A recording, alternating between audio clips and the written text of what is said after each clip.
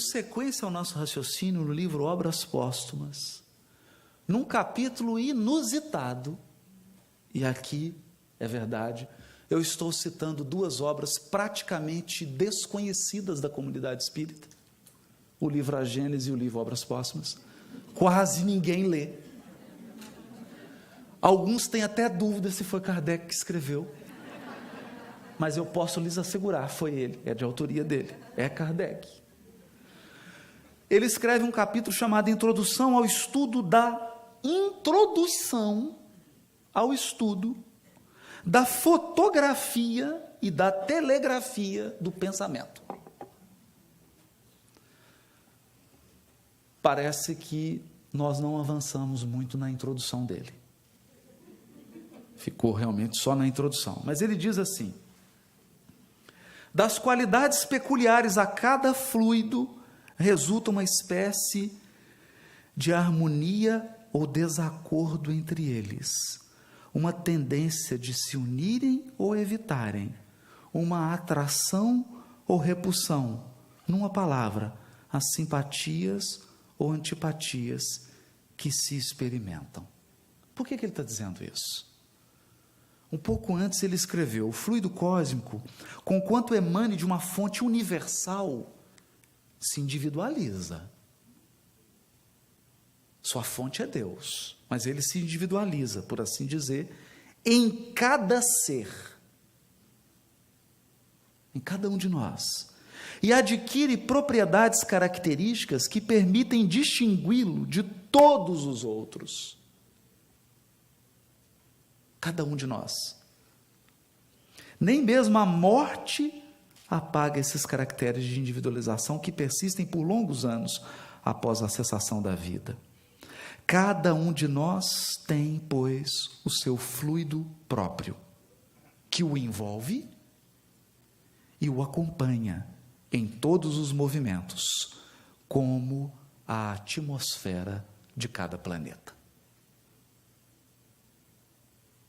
Então, se a Terra possui uma atmosfera espiritual, composta da individualização do fluido cósmico para os espíritos que evoluem na Terra, cada um de nós possui uma aura psíquica. É o que está no livro Obras Póstumas.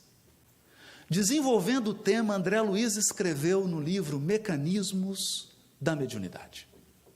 Quando Kardec escreveu essas duas obras, no caso de Obras Póstumas, documentos deixados na sua gaveta, que foram posteriormente descobertos e levados a público, nós não tínhamos sequer as equações de Maxwell do eletromagnetismo. Einstein nem pensava em reencarnar ainda.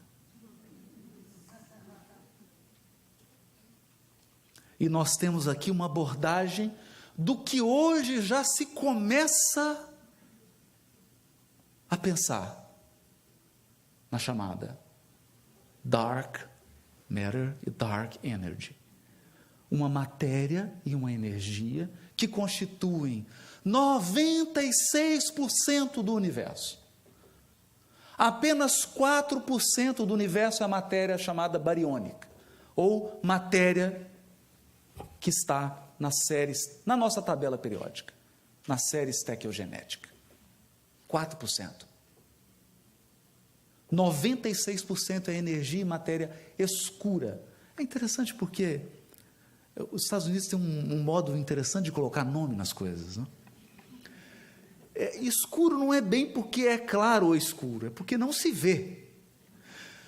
Os cientistas como Michio Kaku dizem que matéria e energia escura, nós não temos equipamento no planeta para medir isso.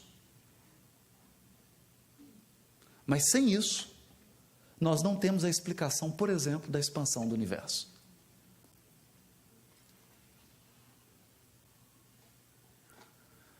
André Luiz, então, que escreve, já quando a física quântica tinha dado seus grandiosos passos na descoberta do átomo, vai dizer que todos nós possuímos um campo mental,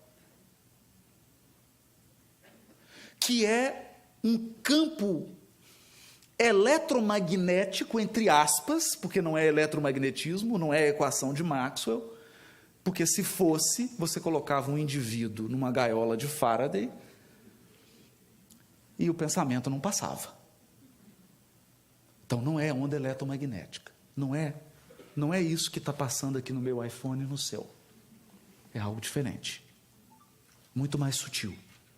Mas a semelhança de onda eletromagnética é formada na nossa corrente mental. Corrente mental que possui uma frequência. Essa frequência gera cor, cheiro, densidade e define a nossa condição espiritual.